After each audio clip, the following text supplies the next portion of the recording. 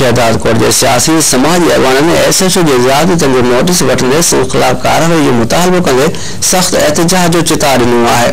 मुख़्तलिफ़ तंज़ीमुनि जे मौलाना मोहम्मद जान आबिद, महाराज राजेंद्र कुमार, मीर खैबी खान ॿिनि प्रेस कॉन्फ्रेंस कंदे चयो त कुझु ॾींहं अॻु पुलिस जे हादसे खां पोइ मोटरसाइकिल सवार कुर्बान मुगरी ऐं उन सां गॾु सवार औरत नज़ीरा खे हादसे खां पोइ ज़ख़्मी हालत में हथकड़ी हणी गिरफ़्तार कयो शहर में मुदाख़िल देखी अस्पताल दाख़िल किया वियो।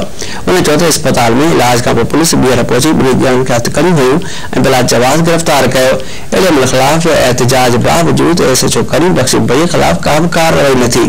उन चयो त थाणे जो एसएचओ बदमस्त आहे जो बिला जवाज़ तंग कंदे माण्हुनि जे नंगे नामूस जो कोई एहतराम नथो करे, जंहिं करे शहरी हाणे खेसि बर्दाश्त करण जे लाइ तयार न आहिनि।